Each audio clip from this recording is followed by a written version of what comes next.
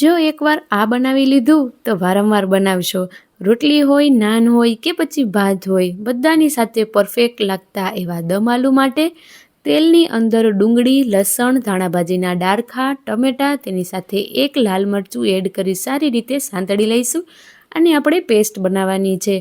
અને હવે એક પેનની અંદર તેલમાં આપણે બાફેલા બટેટાને ક્રિસ્પી કરી લઈએ અને હવે દહીંની અંદર આ પેસ્ટ, તેની સાથે કાશ્મીરી લાલ મરચું, મીઠું, તેની સાથે અહીંયા પર થોડું ધાણા જીરું પાવડર, ગરમ મસાલો એડ કરી મિક્સ કરી લઈએ.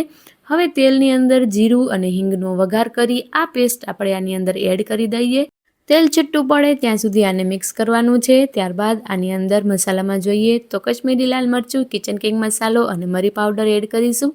બટેટા હવે આપણા સારી રીતે ક્રિસ્પી થઈ ગયા છે તો એ એડ કરી પાણી એડજસ્ટ કરીશું. પરફેક્ટ કન્સિસ્ટન્સીના દમ આલુ બનીને રેડી છે. તો કેવી લાગી રેસિપી?